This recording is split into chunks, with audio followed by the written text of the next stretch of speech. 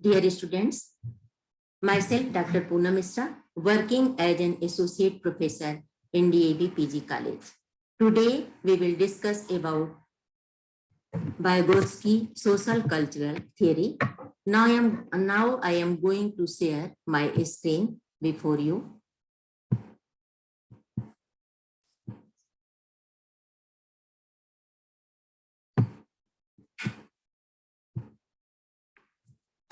Lev Vygotsky social cultural theory. Vygotsky के संबंध में अब हम लोग जानेंगे। ये रशियन साइकोलॉजिस्ट हैं और इन्होंने सोशल कंस्ट्रक्टिविस्ट हैं और ये सोवियत संघ के प्रमुख मनोवैज्ञानिक थे।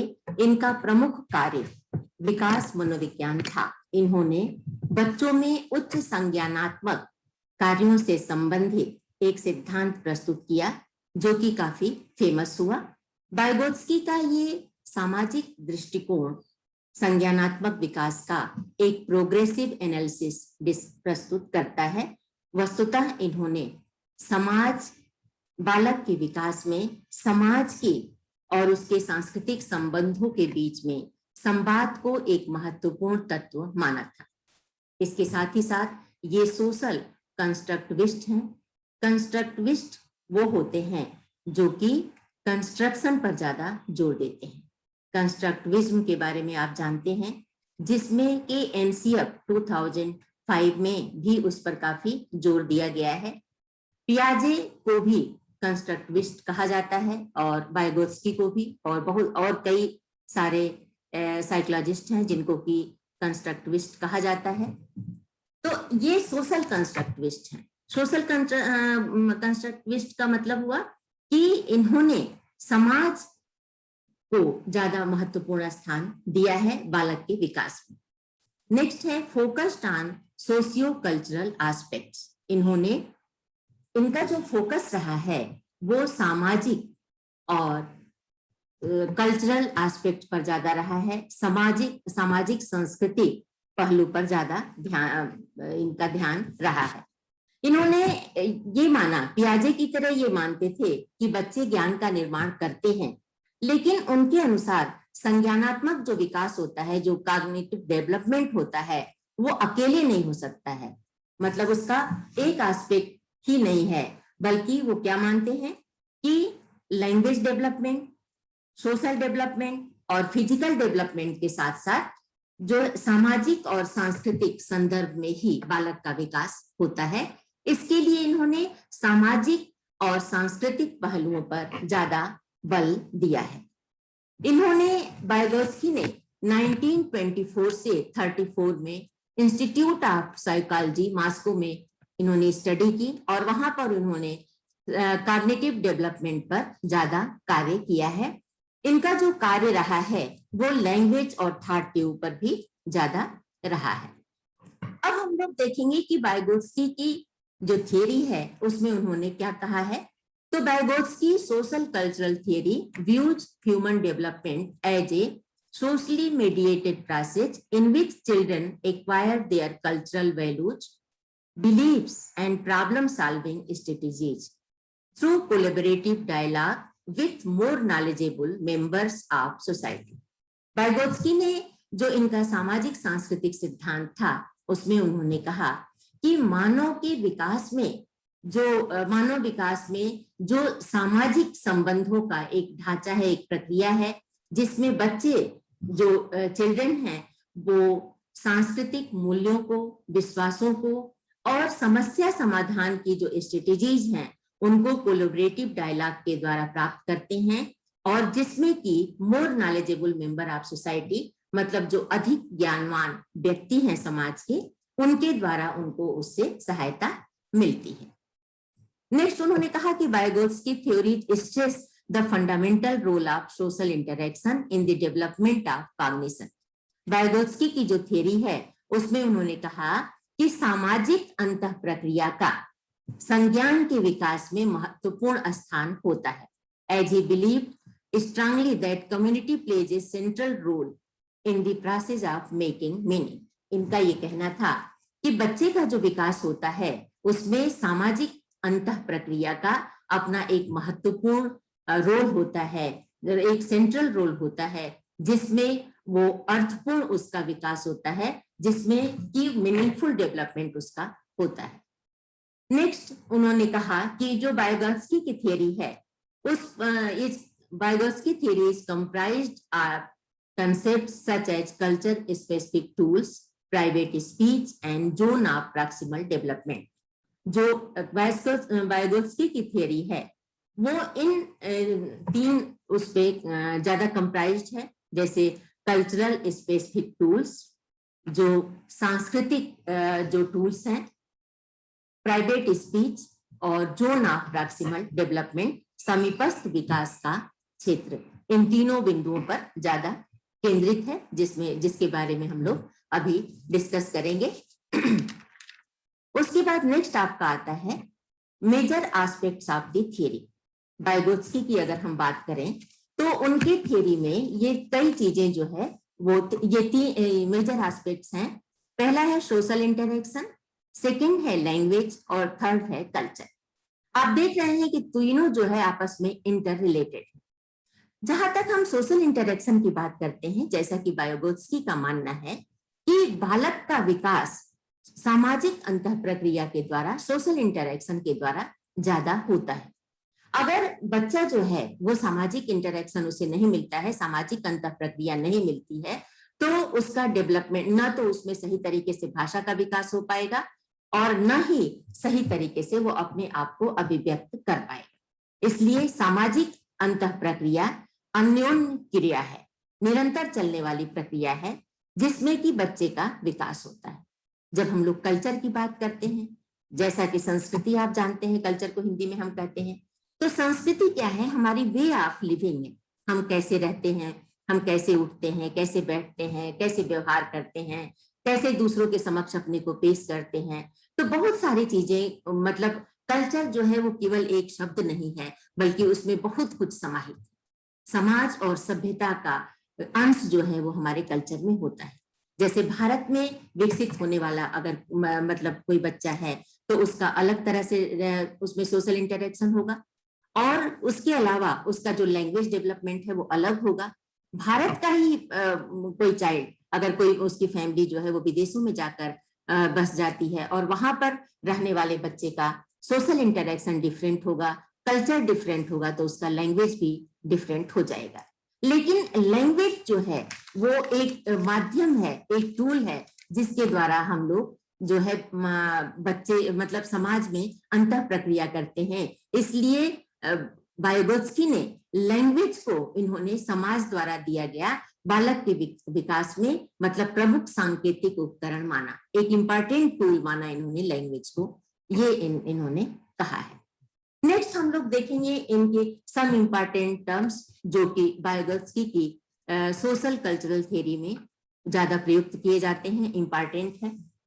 इसमें कई चीजें हैं, जैसे पहला है आपका जोन ऑफ प्रॉक्सिमल डेवलपमेंट, जिसको हम ZPD कहते हैं। नेक्स्ट है मोर नॉलेजेबल अदर्स, जिसको हम MKO कहते हैं, और नेक्स्ट है आपका इसके फोल्डिंग। सबसे पहले हम बात करते हैं जोन ऑफ प्रॉक्सिमल डेवलपमेंट। आगे हम लोग इसकी डिफिनेशन भी देखेंगे।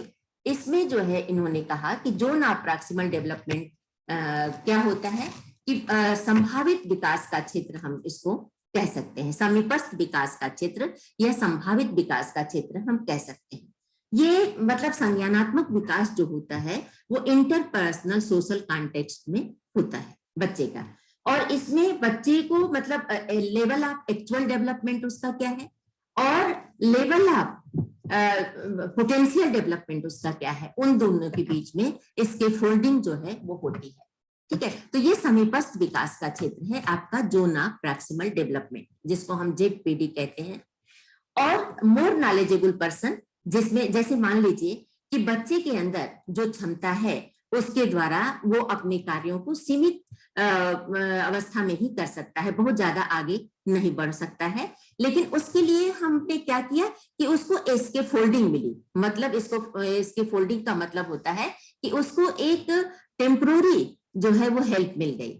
ठीक है, वो टेम्पररी हेल्प जो है वो मोर नॉलेजेबल अदर्स के द्वारा, MKO के द्वारा मिली। मतलब उसका शिक्षक भी हो सकता है, उसका पेरेंट्स भी हो सकता है, उसका पीयर साथी भी हो सकता है, और कोई भी हो सकता है जो उससे ज्यादा उस कंसेप्ट को जानता है, उससे ज्यादा उस प्रत्यय को जानता है, उससे ज्यादा उस चीज को जानता है जिसमें कि वो बच्चे को सहायता करता है।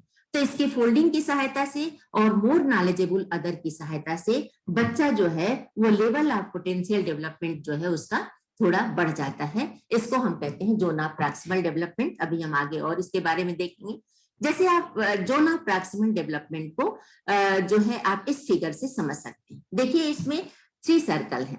जो इनर सर्कल है जिसमें ए जो लर्नर है वो things learner can do on their own, जिसमें ये देखिए सबसे छोटा इनर सर्कल है।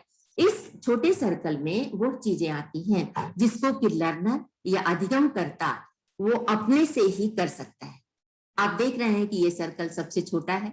इसके बाद ZPD का रोल आता है, ठीक है।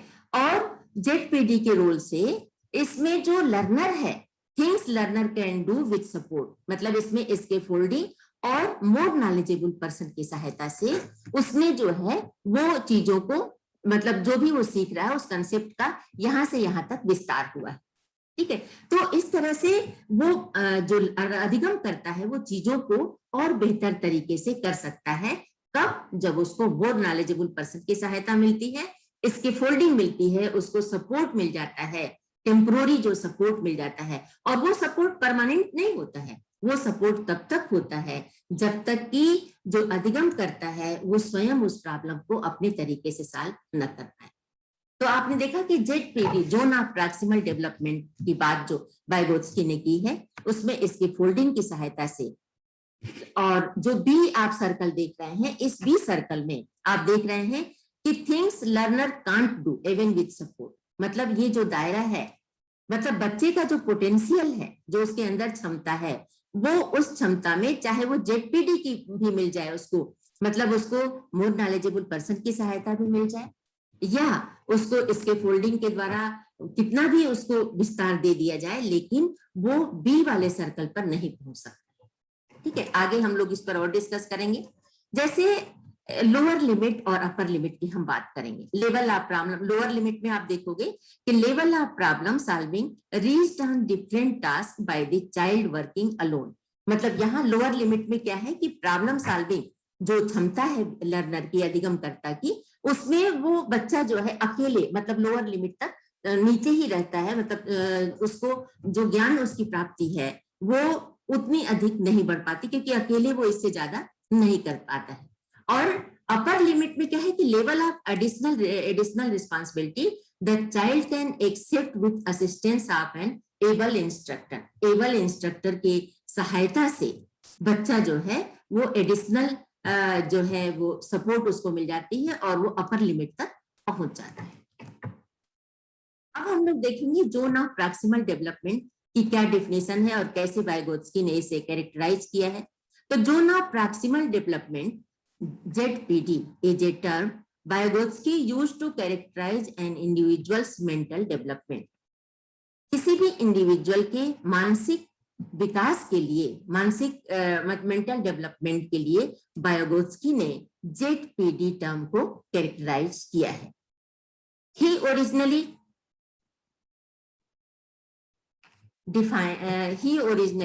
defined the ZPD as the distance between the actual development level as determined by independent problem solving and the level of potential development as determined by through problem solving under adult guidance or in collaboration with more capable peers. इसमें उन्होंने originally जो है वो define किया ZPD को कि the distance between the actual development level, मतलब actual development level जो इंडिपेंडेंट जो है, मतलब जो लर्नर जो अधिगम करता है वो निश्चित करता है प्रॉब्लम समस्या के समाधान में, वह दूरी जिसमें बच्चा जो है अपने को वास्तविक स्थिति के स्तर पर बिना किसी की मदद के रहता है और उसके अलावा वो संभाव्य विकास के स्तर को ZPD की सहायता से उसको प्राप्त कर सकता है। तो ये होता है ZPD, मतलब लोअर लेवल से लेकर अपर लिमिट तक बच्चा जो है वो इसके फोल्डिंग और मोर नॉलेजेबल पर्सन की सहायता से वहां तक पहुंच पाता है। फिर उन्होंने कहा कि he used the example of two children in school who originally could solve problem at an 8-year-old developmental level।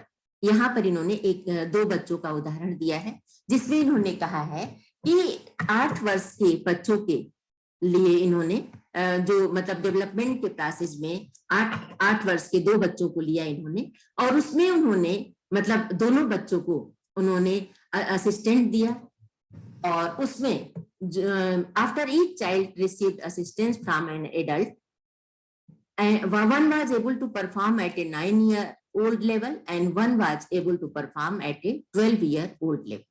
आप सभी जानते हैं कि इंडिविजुअल डिफरेंसेस की बात की जाती है साइकोलॉजी में। तो जब मतलब पोटेंशियल जो बच्चे में कैपेसिटी होती है, उस कैपेसिटी के हिसाब से एक बच्चे ने 9 वर्ष के बच्चे जैसा परफॉर्म किया और दूसरे ने 12 वर्ष के बच्चे जैसा परफॉर्म किया, लेकिन उसके दोनों पे जरूरत किस बात की पड़ी, इसके फोल्डिंग की जरूरत पड़ी, मतलब टेम्पोररी सपोर्ट की बात पड़ी। अब हम लोग इस फिगर से इसको और समझ सकते हैं, जोन ऑफ प्रॉक्सिमल डेवलपमेंट को, जेडपीडी को। जैसे सबसे इनर सर्कल में आप देखते हैं कि what I can learn on my own, मतलब अपने से जब बच्चा जो सीख रहा है, तो सबसे जो इनर सर्कल है आप देख रहे हो कि सबसे छोटा सर्कल है, और उसके बाद जब मिडिल सर्कल में हम देख रहे हैं कि इसमें what I can learn with help, ZPD की सहायता से वो जो लर्न कर रहा है, तो आप देख रहे हो कि इसमें नॉलेजेबल अदर्स की सहायता वो ले रहा है, और उसके साथ ही साथ टेक्नोलॉजी एंड टूल्स का भी वो सहारा ले रहा है।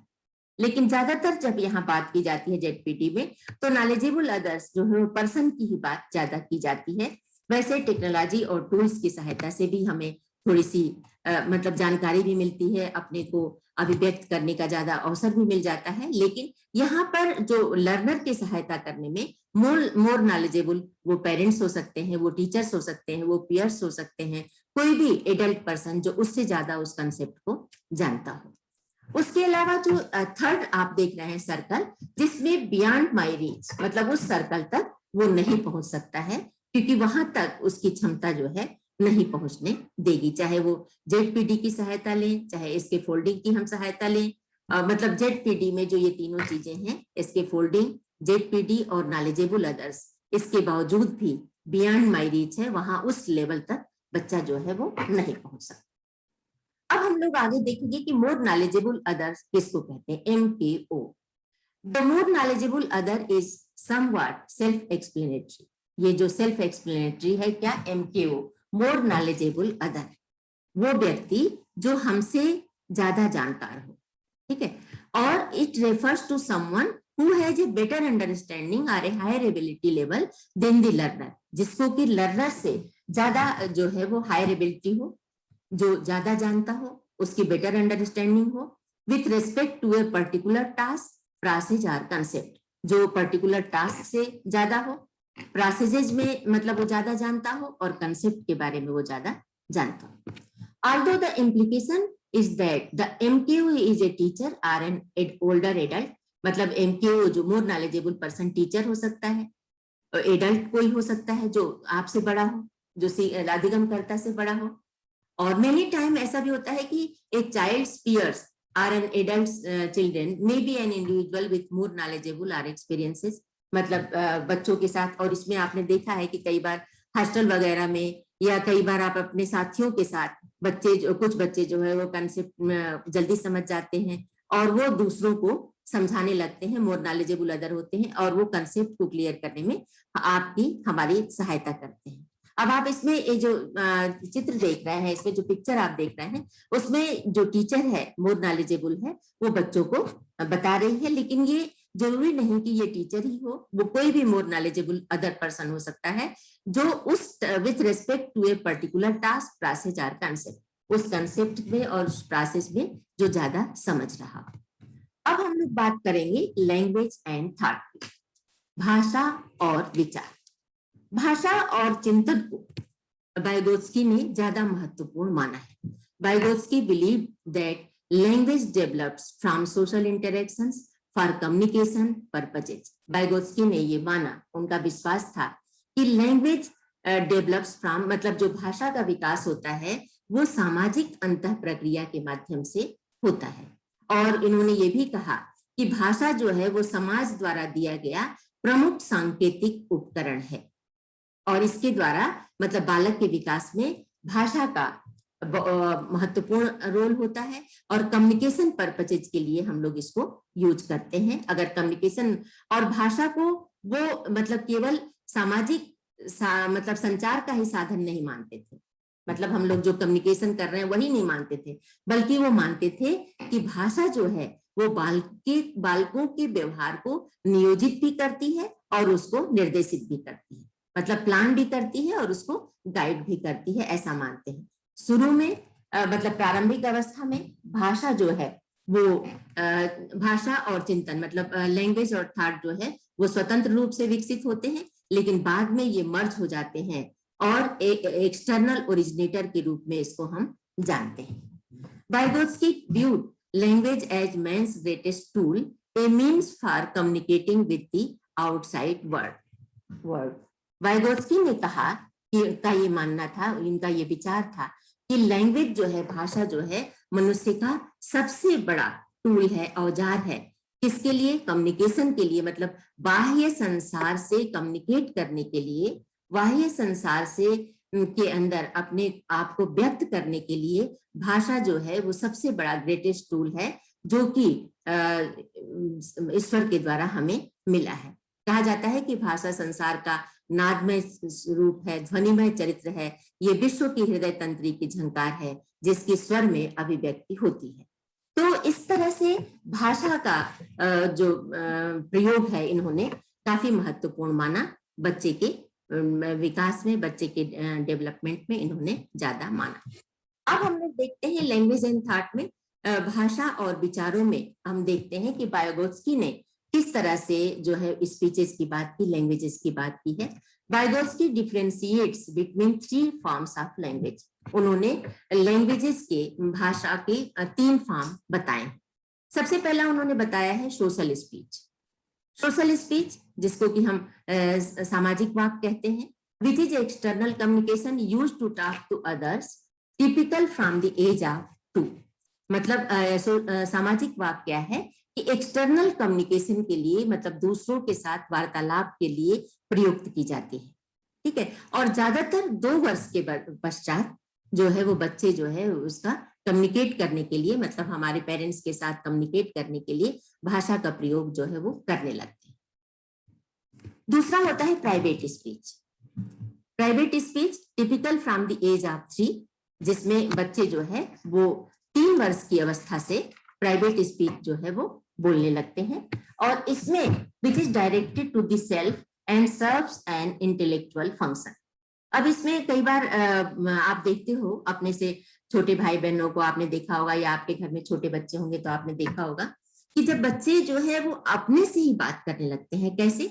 जैसे जब खेलते हैं, जैसे किसी भी टॉय से, किसी भी उससे खेलते हैं, खिलौनों से, तो आप देखते हो कि जैसे बच्चों को कोई भी जो उनके पास टॉय होता है उसको आपस में अगर जोड़ना है, जैसे मान लीजिए टॉय ट्रेन ही चलानी है, तो ये यहाँ ऐसे कर दूंगा तो ये ऐसे हो जाएगा, ऐसे करने से तो ये आगे चलने लगेगी, तो अपने से ही बात करने लगते हैं। तो डायरेक्टेड टू द सेल्फ, वो अपने को ही निर्देशित करने लगते हैं। और ये वाइगोत्स्की का मानना है कि खेल जो है वो बच्चों को व्यवहार पर नियंत्रण करने में उनकी मदद करता है। और उसके अलावा वाइगोत्स्की का ये जो सिद्धांत, मतलब ये जो मानना था, ये काफी जो है वो अच्छा मतलब सही मानना था, क्योंकि ये देखा जाता है कि खेल का के विकास में बच्चे संज्ञानात्मक और सामाजिक विकास के अलावा स्कूल संबंधी कौशलों के विकास में भी खेल से सहायता मिलती है।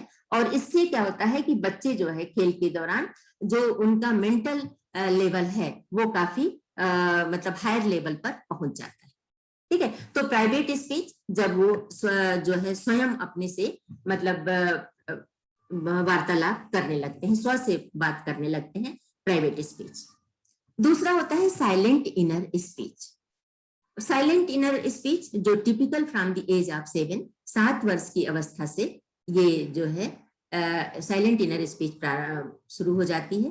Private speech goes underground diminishing in audibility as it takes on a self-regulating function and is transferred into silent inner speech. Silent inner speech क्या है? जिसमें कि जैसे साइलेंट मोड में जैसे आपका फोन होता है तो जिसमें कुछ सुनाई नहीं देता है, तो वैसे ही साइलेंट इनर स्पीच में जब बच्चा जो है वो स्व से बात करता है, उसके पहले आपने प्राइवेट स्पीच देखा और उसके बाद ये साइलेंट इनर स्पीच में क्या है कि आप ज्यादातर आप देखते हो कि हम लोग जैसे कुछ याद करना होता है हमें और या कुछ पढ़ना होता है तो तभी हम क्या करते हैं, इनर स्पीच जो हम मतलब मौन जो होकर जो पढ़ते हैं, तो साइलेंट इनर स्पीच वो स्पीच होती है जिसमें बच्चे जो है it takes on a self regulating function and is transferred into silent inner speech, जिसमें आवाज जो है वो धीरे धीरे मतलब खुद के मतलब लोगों के सामने बोलना या लोगों को जैसे मान लीजिए किसी से आप मिलने गए, आपको उसका व्यवहार बहुत पसंद नहीं आया, आप उसको अच्छा मतलब कुछ भला बुरा भी अगर आप कह रहे हैं तो आप मन ही मन कहेंगे, ठीक है, आप उसको सामने नहीं बोल पाएंगे क्योंकि 7 वर्ष की अवस्था तक आते आते आपको ये समझ में आ जाता है कि हमें किसके सामने क्या बोलना है। अगर आप में के मन में कुछ मतलब ऐसी बातें भी आती हैं तो आप उसके सामने उसको व्यक्त नहीं करते, ठीक है। तो इस तरह से साइलेंट इनर स्पीच की इन्होंने बात की है और जिसमें इन्होंने ये कहा है कि सामाजिक अंतःक्रिया के द्वारा ही बच्चों का विकास होता है और इसमें इन्होंने 3 तरह के जो स्पीचेस को जो कहा है, बताया है। अब हम लोग आप देखते हैं कि Vygotsky basic idea of language and thought, भाषा और विचारों पर इनका मतलब वाइगोत्स्की की बेसिक आइडिया क्या है, क्या ये कहते हैं। जैसे पियाजे का ये मानना है कि जो डेवलपमेंट मतलब पहले बच्चे का हो जाता है उसके बाद उसमें मतलब लैंग्वेज का विकास होता है, विचारों का होता है, लेकिन वाइगोत्स्की का ये कहना है कि बच्चे का डेवलपमेंट और मतलब विचारों का थॉट और लैंग्वेज दोनों जो है वो साथ साथ चलते रहते हैं डेवलपमेंट के साथ साथ। तो थॉट और लैंग्वेज ये चलते तो रहते हैं लेकिन बाद में जो है 3 वर्ष की अवस्था आते आते ये दोनों चीजें मतलब भाषा और विचार दोनों एक में मर्ज हो जाते हैं और मर्ज होने के बाद फिर वो अपने विचारों की अभिव्यक्ति भाषा के द्वारा कर पाता है। इसलिए इन्होंने मतलब लैंग्वेज को इम्पोर्टेंट टूल माना है। वाइगोत्स्की ने कॉग्निटिव डेवलपमेंट में लैंग्वेज को इन्होंने और थॉट को ज्यादा महत्वपूर्ण स्थान दिया है। इन्होंने कहा है कि बच्चे को मतलब भाषा सिखाने के लिए सोशल इंटरेक्शन की ज्यादा आवश्यकता होती है। अब हम लोग बात करेंगे वाइगोत्स्की की कंट्रीब्यूशन, उनका सबसे ज्यादा कंट्रीब्यूशन क्या है। तो सबसे emphasizes the social context of learning and that knowledge is mutually built and constructed. सबसे उस समय जब शुरू में ही इंट्रोडक्शन में ही मैंने बताया था कि ये सोशल कंस्ट्रक्टिविस्ट है, ठीक है, और कंस्ट्रक्शन की बात करते हैं कि हम लोग नॉलेज को भी कंस्ट्रक्ट कर सकते हैं। तो इन्होंने जो है जो लैंग्वेज और थॉट की बात कही है जिसमें उन्होंने कहा है कि ZPD की भी बात इन्होंने कही है। तो रेसिप्रोकल टीचिंग की बात जो कही है कि रेसिप्रोकल टीचिंग के द्वारा जो है वो सामाजिक संदर्भ में अधिगम होता है, उस पर इन्होंने ज्यादा जोर दिया है। और नॉलेज इज म्यूचुअली बिल्ड, जिसमें नॉलेज को मतलब एक दूसरे की सहायता से जो है हम इसको बना सकते हैं और उसको कंस्ट्रक्ट कर सकते हैं। और उसकी जो मतलब उसका जो मेंटल प्रोसेस है, मेंटल स्ट्रक्चर है, उसको नए ढंग से चिंतन करने में, नए ढंग से सोचने में जो है ये सहायता करती है। जिसमें कि जैसे अगर मान लीजिए बच्चे का अनसिस्टमेटिक जो विचार है, उसके अनऑर्गेनाइज्ड जो विचार हैं, वो स्वाभाविक रूप से स्पॉन्टेनियस कंसेप्ट जो है उसमें डेवलप होते जाएंगे। और जब बच्चा अपने से अधिक चतुर लोगों के साथ, मोर नॉलेजेबल पर्सन के साथ जब उसका इंटरेक्शन होता है, जब अंतःक्रिया करता है, तो ये जो विचार होते हैं वो सिस्टमेटिक हो जाते हैं और उसके बाद ऑर्गेनाइज्ड हो जाते हैं और फिर उनका उपयोग करने में वो सही तरीके से उनका प्रयोग कर पाता है, जो पहले इनका प्रयोग वो नहीं कर पाता। ठीक है। ठीक है। तो इस तरह से सोशल कॉन्टेक्स्ट की बात उन्होंने कही कि सामाजिक अंतः प्रक्रिया जो है ज्यादा जरूरी होती है। समाज के साथ इंटरेक्शन करने से बच्चे का डेवलपमेंट जो है वो सही तरीके से होता है। अब हम लोग बात करेंगे criticism of Vygotsky's theory. The main criticism of Vygotsky's work concern the assumption that it is relevant to all cultures। इसमें इन्होंने कहा है वाइगोत्स्की ने कि मतलब इनका ये मानना था कि ये जो मतलब इन्होंने जो थियरी अपनी बनाई है, ये थियरी जो है सभी कल्चर पर समान रूप से रेलिवेंट है, समान रूप से महत्वपूर्ण मानी जाती है, जबकि ऐसा नहीं है। इसमें वाइगोत्स्की ने मतलब ये इनका जो इनकी ये जो थियरी है वो सभी कल्चर पर समान रूप से नहीं लागू होती है, ऐसा है। और उसके अलावा क्योंकि कई बार ऐसा देखा जाता है कि in some instances observation and practice may be more effective ways of learning certain skills. कई बार ऐसा देखा जाता है कि ऑब्जर्वेशन के द्वारा, प्रैक्टिस के द्वारा इफेक्टिव मतलब ये चीजें मोर इफेक्टिव हैं, जो सर्टेन लर्निंग स्किल्स को सीखने के लिए ये चीजें ज्यादा इफेक्टिव मानी जाती हैं। तो इसलिए जो है सभी पर ये सारी जो इनकी थियरी है वो लागू हो ये आवश्यक नहीं है।